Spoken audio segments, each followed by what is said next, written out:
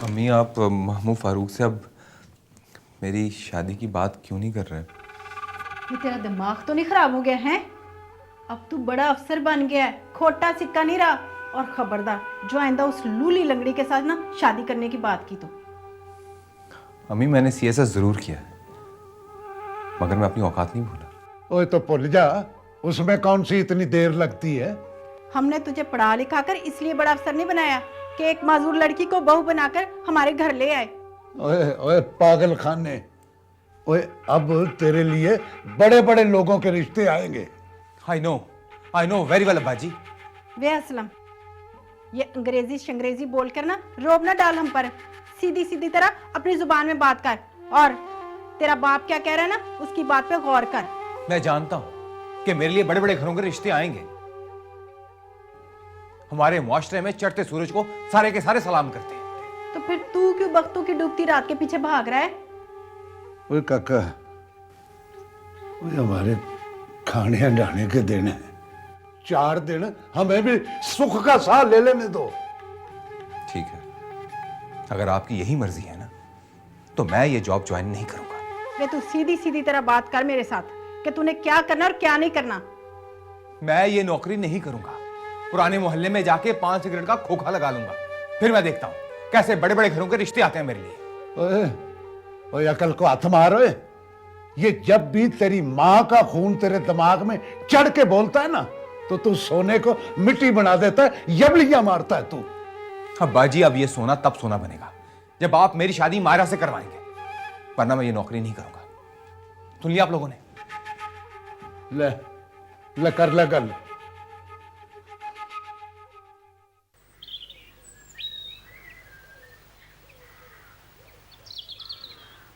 देखो, इस सारे वाक़े की वजह से अब्बू बहुत डिस्टर्ब हुए। लेकिन उस्मा आपी, इसमें मेरा क्या कसूर है? मुझे क्यों सजा दी जा रही है जबकि मैंने जीनत फूफो का कंगन भी नहीं चुराया? नहीं चुराया। मुझे अब्बू को और अम्मी को इस बात का पूरा यकीन है।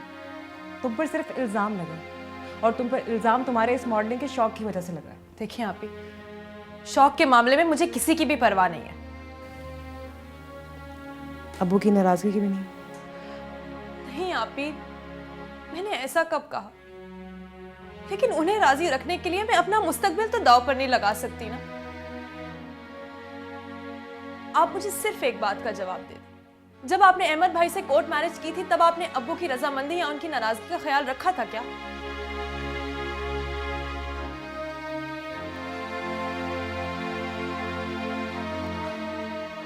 लेकिन आपका फैसला बिल्कुल ठीक था उस्मा।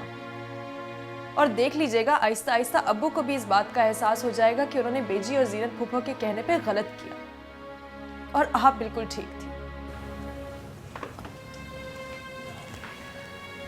उस्मा, तैयार हो जो बेटा, अहमद तुम्हें लेने आ रहा है। जी।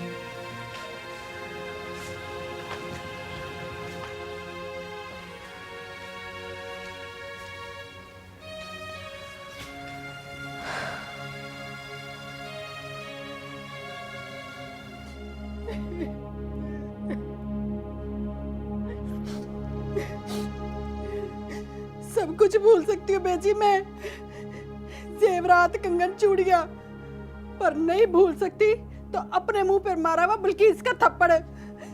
उसको तो मैं कभी माफ नहीं करूंगी, बदला लूंगी मैं उसका। उसको तो ऐसा सबक सिखाऊंगी मैं कि कब्र में भी ना चैन और सुकून से नहीं सो सकेगी वो। जीनत खातून, अरे तेरा तो अपना दूध तुझसे बेवफाई कर रहा है, तू क्या इंतकाम लेगी उनसे? ओहो जीनत, तुमने जो अपने दिमाग की हांडी के नीचे आग जला रखी है ना, उसकी आंच को जरा कम करो तो तुम्हें समझ आए ना मेरी बात। आप कुछ भी कहें बेजी, मैं उस बल्किस को ना कभी माफ नहीं करूंगी। हाँ, मैं तुम्हें कब कह रही हूँ कि तुम बिल्किस को माफ कर दो? ओहो, मैं तो तुम्हें ये समझाने की कोशिश कर रही हूँ कि तुम कुछ ऐसा करो कि तुम्हारे पाँव हमेशा उसकी गर्दन पर रहे ना। बेजी वो कैसे? वो ऐसे, अब गौर से सुनो मेरी बात और समझने की कोशिश करो।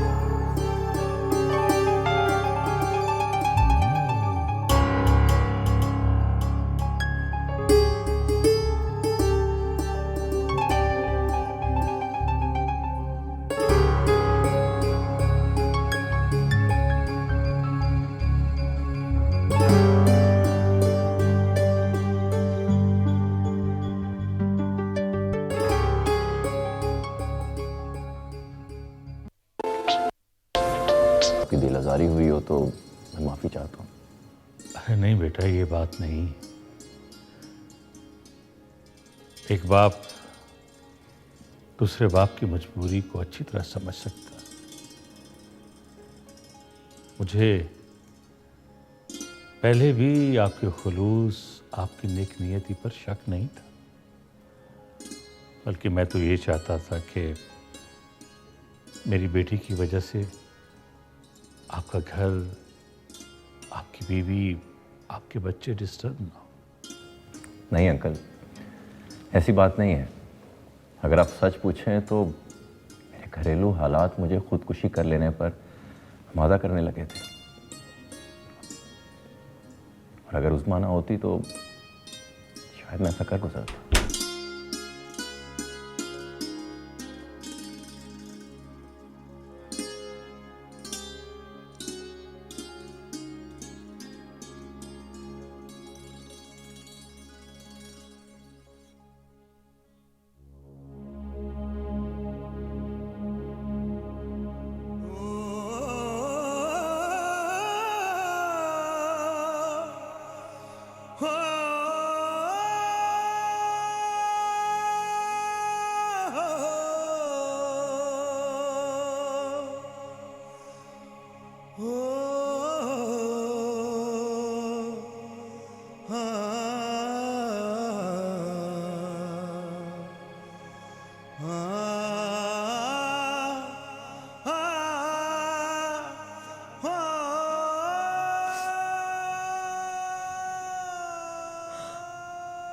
अब्बू,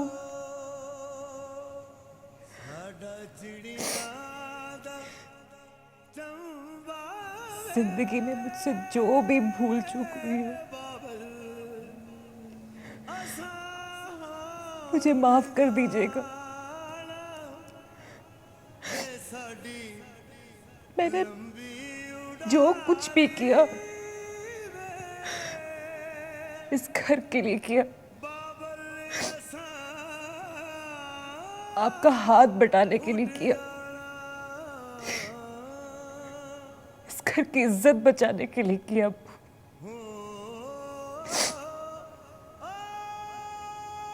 मेरी मजबूरियों ने मुझे